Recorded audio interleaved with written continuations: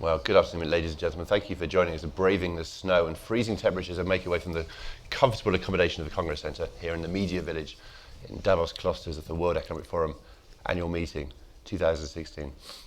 And welcome also to those of you watching this live online at weforum.org. Now, the purpose of this issue briefing is to look at South Africa's economic outlook, to provide an in-depth learning about South Africa's prospects and challenges for the year ahead. Those of you that are familiar with this format know that we don't have a lot of time, that I keep my remarks to a minimum. I'm going to introduce my esteemed colleague here, Pravin Gordhan, Minister of Finance of South Africa, with little more than to say that he's been described to me this morning by one of the participants here as the best thing that's happened to the South African economy in quite some time.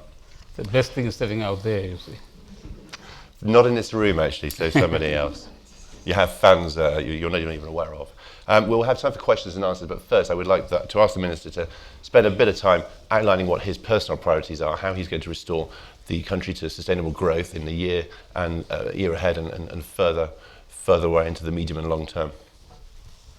Oh, thank you, and thank you very much for this opportunity. And it's nice to see both leading analysts and commentators in front and fellow South Africans at the back.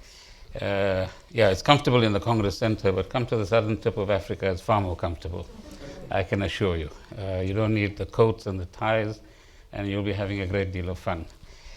Okay, the outlook for South Africa. Firstly, we work as a government team. No finance minister can succeed unless he has reasonably good support from government as a whole. And over the past few weeks, we've worked hard as a government to understand our current environment, understand its challenges, and begin to ask ourselves some tough questions about what we need to do differently. Secondly, South Africa is part of the commodity-producing countries. It's part of the emerging markets that are currently under stress because of a variety of things that are happening, and a global environment that's volatile, where lots of corrections are taking place, and which have either intended or unintended effects in the financial sector in particular, but elsewhere in the real economy as well, which result in greater uncertainty, particularly for the business sector. So a lot of the focus of our work is about how we create greater confidence both amongst foreign investors in our debt market, but also in the real economy, but in particular amongst South African business. And therefore, leading up to Davos, we've had good discussions with our business sector to prepare for this eventuality. Secondly, obviously the numbers seem to indicate, certainly the IMF numbers yesterday for 2016, that we might be looking fairly dismal. I think for the challenge we face is to see what we can do differently to surprise the IMF and others a little bit this year. And our numbers, which we will publish on the 24th of February, when we table the country's budget, might indicate slightly more optimistic numbers than what the IMF is saying at the moment. The struggling areas of the economy: agriculture, manufacturing, and mining. Mining for reasons that are very obvious, and that's a fairly general phenomenon. And an additional factor is, of course, drought. Some of the traditional supporting parts of the economy, like the services sector and so on, is slowing down a little, so that's an area that we need to focus our minds on and our actions on, more importantly, to see how we can get better results of that.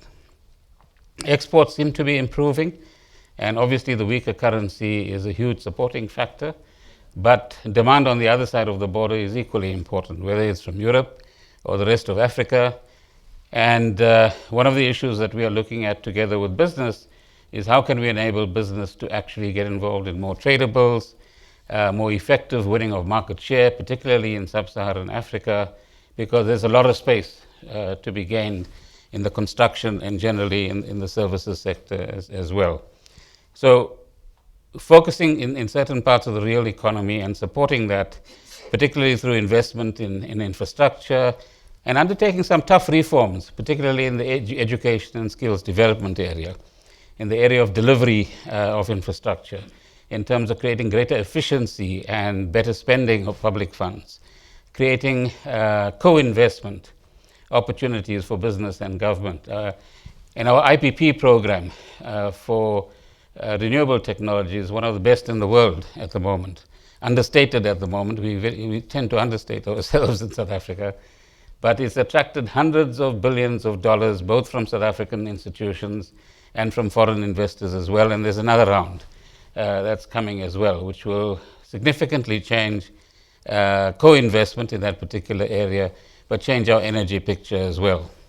I think last year in Davos, I wasn't here, we were under watch, so to speak, for the energy situation. We've stabilized that, and the renewable side is introducing, I think, about 2,000 megawatts at the moment, and that's going to increase incrementally in the next couple of years to come as well.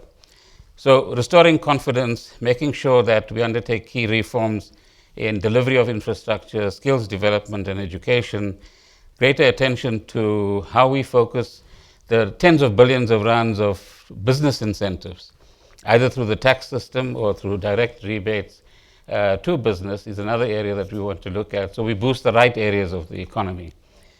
Giving a lot more attention to small and medium-sized businesses in South Africa. Now here, Martin Wolf, after his visit to South Africa, talked about some of the legacy issues that we still confront as a society, both on the social side and on the economic side as well. And given the dominance of 2 or 3 companies in key areas of the economy, the rise of the small and medium-sized business sector has been very limited. And it's an area that we need to give a lot more attention to, together with building entrepreneurship on our side as well. Last point, we're focusing a lot, particularly in the new area of the oceans economy, and how do we tackle the issue of limited demand for our commodities differently from just exporting, where the demand is actually limited, through a program called Operation Pakista, which together with business and other sectors is looking at the details of what goes on and how do we implement those details differently or think of more creative ideas as well. Often there's skepticism about the stalling of FDI into South Africa. Some of the more recent examples I've got in front of me from our Department of Trade and Industry, Mercedes-Benz 2.4 billion rand announcement on increased investment, General Motors 1 billion rands, Ford 3 billion rands, the Mete Group 400 million rands, BMW 6 billion rands. It goes on, particularly in the auto sector. Beijing Automobile Corporation 11 billion rands. Hisense, which has created an operation in South Africa, has also made some investments. And more recently, Unilever and Johnson & Johnson have increased their production capacity as well. So clearly we need to increase our FDI, create more confidence, work more coherently as a country from amongst both business and labor and government as well. And I think we can do better as we go forward. But as they say, crises are useful.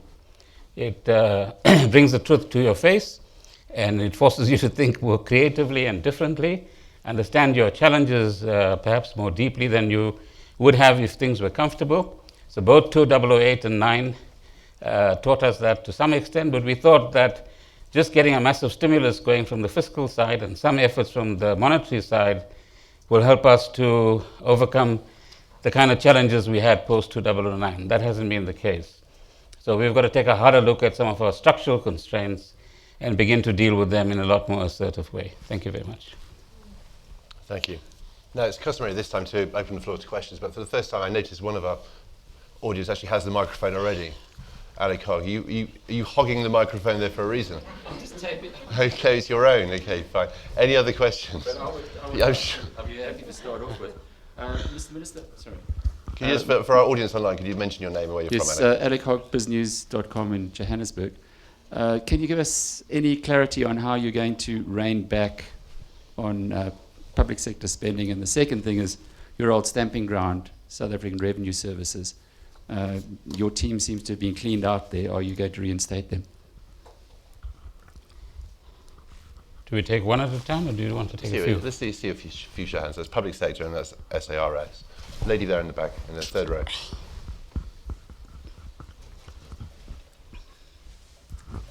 Afternoon. My name is Matsi Modise, the Managing Director of Simodisa. and I'm essentially an entrepreneur and entrepreneurship activist. To keep my question brief, venture capital is key to enhance and enable, this fourth industrial revolution because technology underpins it. What role will the government play in terms of creating VC right now, because it's basically non-existent, and how does that then integrate with a partnership with the private sector? Okay, so gentlemen in the front, and then so we have the moment public sector spending, SARS, venture capital. Sir. Martin. I'm Martin Wolf from the Financial Times. Two questions which are linked. It seems that this is an extraordinary opportunity to the crisis, as you said, to relaunch fundamental reform in South Africa. This goes beyond 2016. What are you thinking are likely to be your priorities? And in particular, it would seem to me the biggest challenge of all you have is persistently high unemployment, which is the cancer economically and socially. And what do you plan that could really make a difference to this long-standing problem? Okay, so let's go to Alex's question. We've said, and interestingly, when we look back, when these sorts of challenges are put to us about public spending, South Africa has actually had a very good record over the past 20 years on the fiscal side. We haven't breached any of the commitments we've made to the South African public and to other stakeholders at all in the last 20 years. And so post 2012, 2013, we said belt tightening, cut down on wastage, and we've had interesting results as a result of some of those efforts that we've put in. We will continue with the fiscal consolidation path that we've indicated. We will be as tough on ourselves as we need to be. For example, one of the strains on the fiscus are some of the state-owned companies, and you've heard me say very publicly from the day of my appointment, December 14, 15, that these entities must stop relying on the fiscus.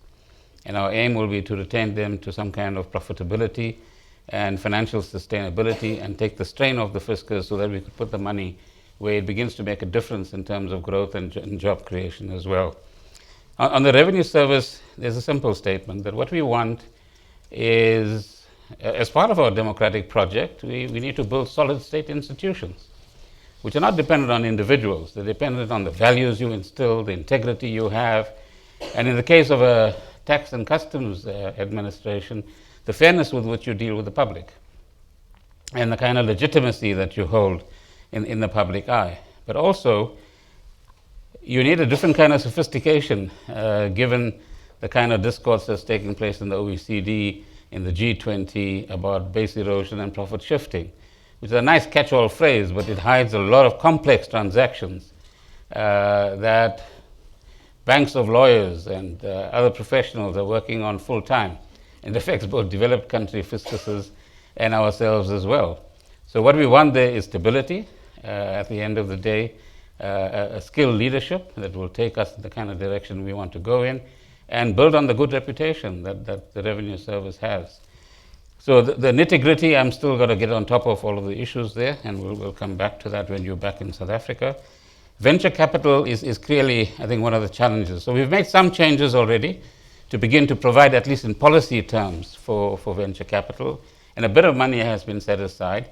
I think our contribution to small business is too fragmented in too many different places. Now that we have a ministry and a department, hopefully we can concentrate those resources and begin to talk a lot more actively to the private sector. My own view is that we need a few billion rounds set aside, but don't ask me where we're going to get the money from just yet. But at least the objective is clear about what we actually need to do to build the kind of entrepreneurship culture with the help of the private sector as well. Fundamental reforms. You know, for some years, Martin, both the IMF and the OECD have one-liners in their reports about South Africa. Your product market is very concentrated. It's a nice euphemism for saying that you have quite significant oligopolistic industries in South Africa, given our history and the way things have happened. But more recently in our country, there's a fascinating, let's call it discussion going on about what did 1994 give us? And the bottom line is that it gave us equal rights for all South Africans and a democracy. What it didn't give us is the equalization of the economic scales. And I think here, those who have wealth and have economic power, and those who've already accumulated some over the last 20 years or so, need to have a very different kind of discourse now for saying, how do we restructure our economy in a way in which there's greater inclusivity, not just between poor and rich, but between different types of business categories as well. Because there's certainly a kind of impatience developing that we need to build on. But secondly, from the state side, we've been giving lots of assistance in monetary terms and sometimes technical terms as well. But we're also learning that not all of that achieves the kind of objectives you set initially, because there's a long line of delivery from an intent and the actual impact on the ground. And so we've got to learn to do a few things differently as well in terms of the kind of support that we provide to restructure. But there's no doubt also that all South Africans from all classes and backgrounds need to contribute to this venture.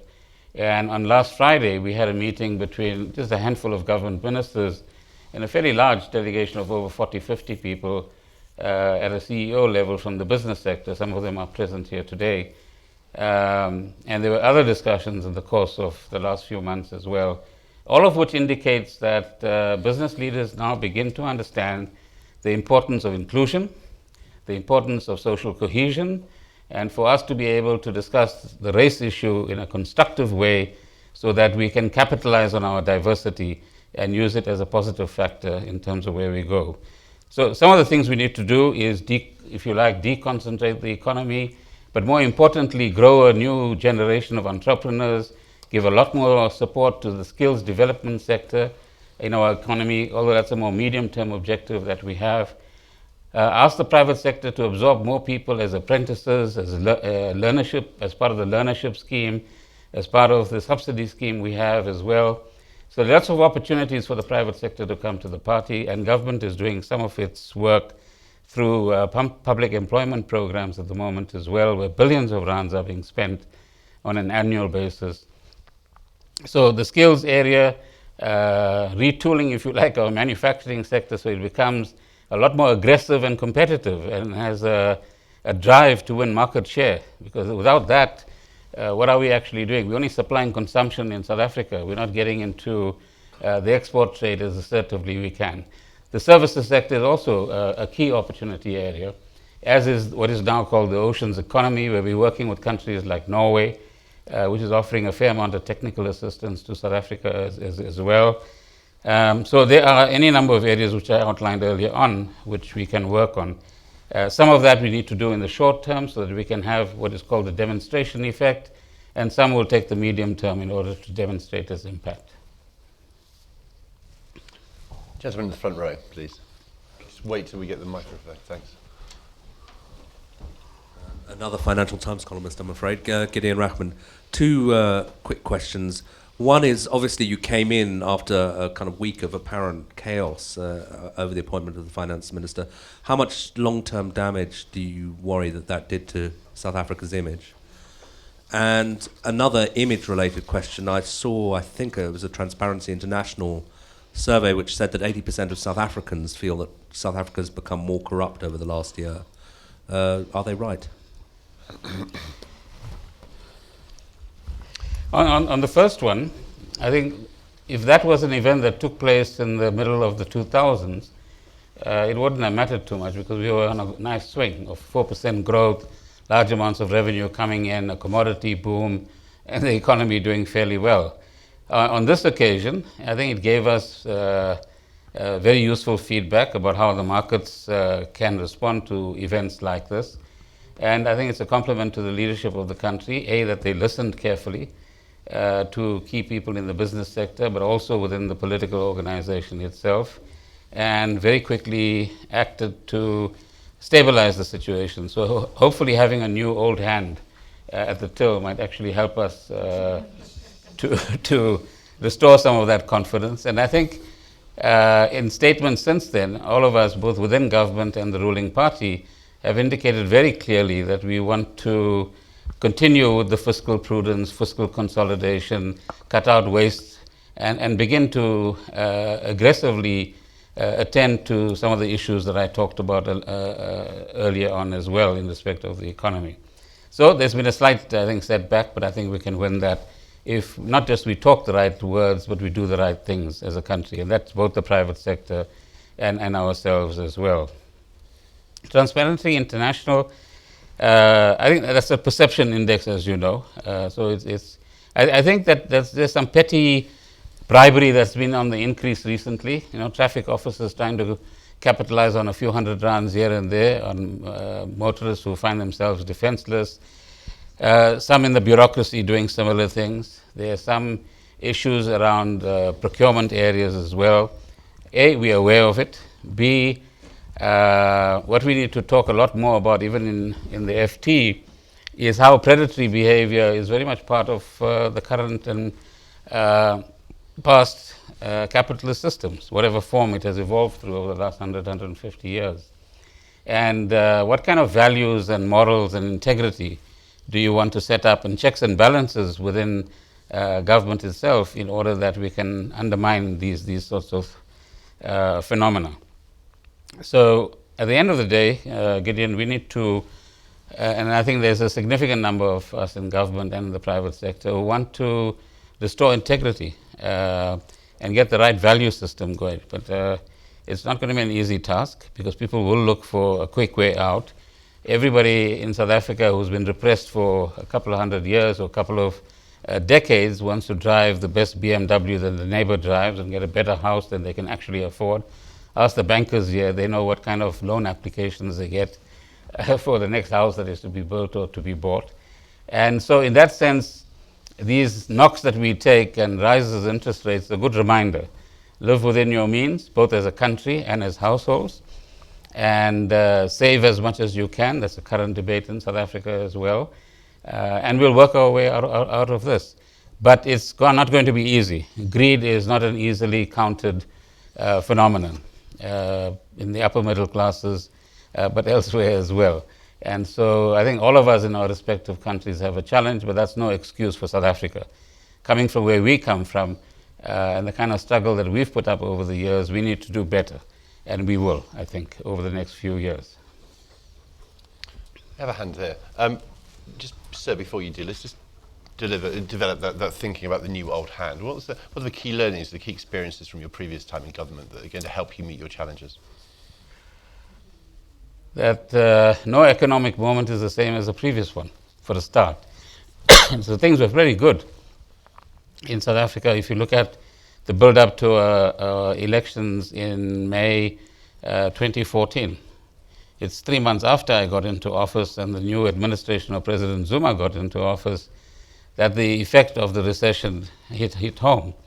And so one of the most first public announcements I had to make in about July, when Parliament opened, or late July, was we're going to have a deficit of 50 billion rands on the revenue side. So the second lesson is speak the truth, speak the facts to the country, win their confidence that there are certain measures that need to be taken in the interest of everyone concerned, and we'll sort of come through crises that we have. The third is that we live in a very interconnected and interdependent world, as Martin and others have written endlessly.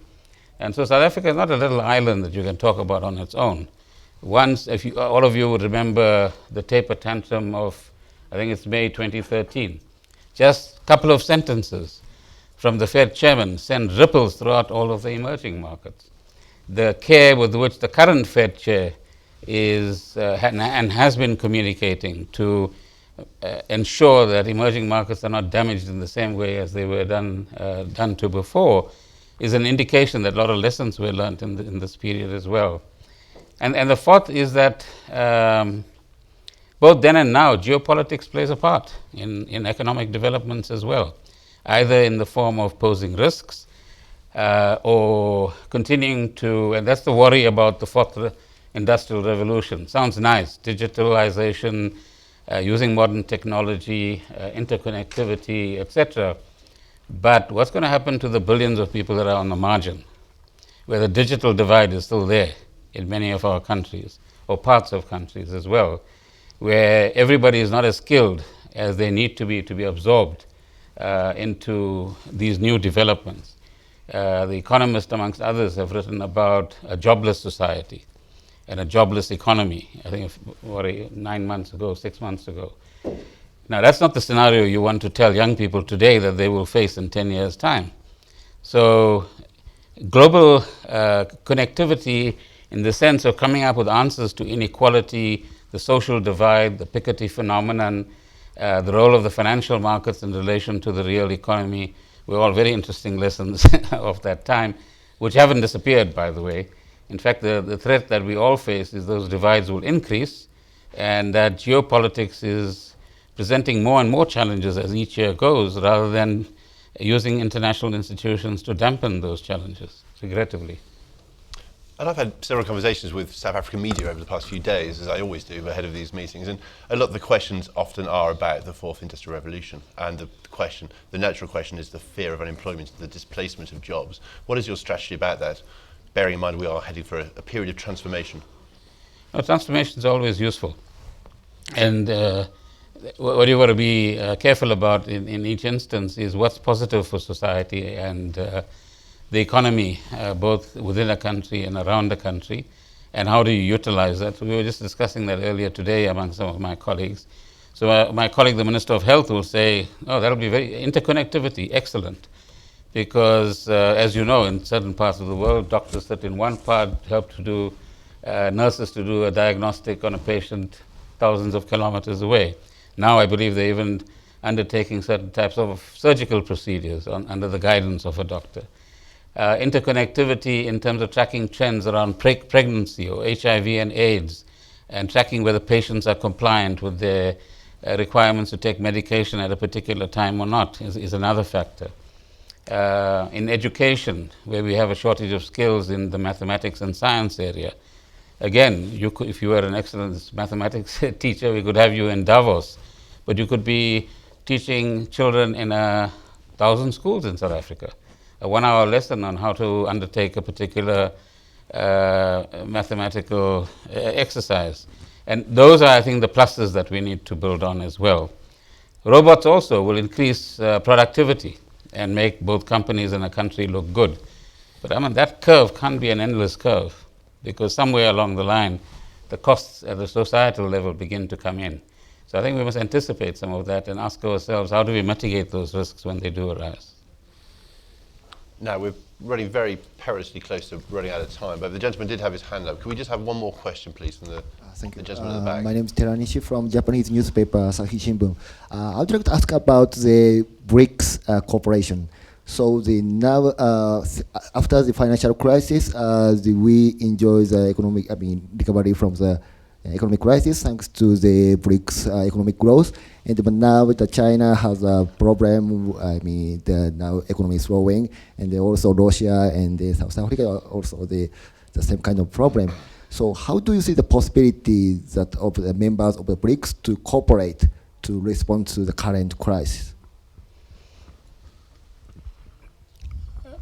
I think many of you will remember that when global growth was impacted quite seriously, 08, 09, 10, 2000. It's the quite strong stimulus packages that China, Russia, India, South Africa, Brazil, and others put forward, including the kind of measures that were taken by the monetary policy authorities that actually helped us to keep the world away from a Great Depression and not just suffer a Great Recession.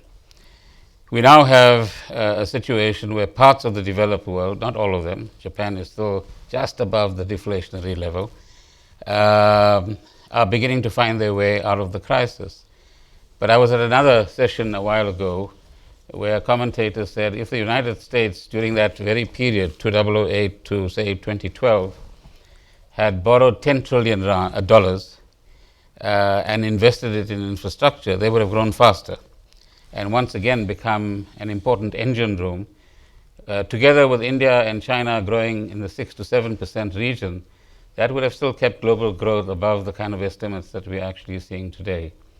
The second is that this fluctuation in sentiment, which is accompanied by these massive capital movements, and often back to the United States and out of and into emerging markets, is one that let's be frank, we haven't found an answer to as the globe.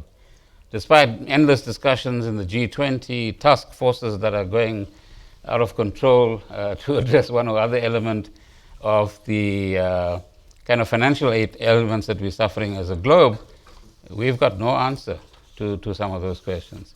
In that panel session, there was an asset manager from a fairly big US bank who was saying that trillions of dollars are sitting in, as she put it, in various corners of the world, waiting for a moment when there will be sufficient confidence to invest that money. So the question for policymakers at a global level and in the big and leading economies, both emerging and developed, how do you inspire confidence in the global environment? How do you minimize these financial sector volatilities? Corrections and expansion and corrections again. So you'll have different analyses about how these things work. The way in which the divergence is taking place between central bank policies, just in the developed world, is another area of instability, potentially, or in real terms at the moment, that people are concerned about as well. So G20 was set up to actually get some level of political or other economic cohesion in policy terms. It's coming apart in some ways, and it needs to, how do you say, it needs to find its essential mission again in the current moment, when we need new answers to where is new demand going to come from, how do we get growth, but inclusive growth, because that's the new direction we need to go in. How do we stop the divide increasing between developed and developing? Although in the net effect over the years is that we have a bigger middle class across the world today than you've ever had before. But you also have a very significant group of people that the World Bank talks about, the bottom 40%, that's still required to be attended to. So the globe as a whole has some tough questions to answer. And we hope that taking a different strategic approach, and if developing countries can manage their politics better in some instances, and maybe claw back some of the, or recover from some of the policy mishaps that they might have had at some stage in the recent past, that you can have a world where both developed and developing big countries are once again taking us to 5, 6, 7% global growth, and that will impact positively on others as well. Trade is also depressed at the moment as a result of these growth numbers and demand numbers, which means that your demand factor is not there to generate the kind of trade that we actually require. Driving inclusive growth, investing in skills and education. It's going to be a busy year, Minister. Thank you very much indeed for your time. We're Swiss and we have to keep to our schedule. I do apologise because there are plenty more questions that could be asked, but thank you very much indeed for joining us. Thank you. Thank you for joining us here in the room and watching us live online.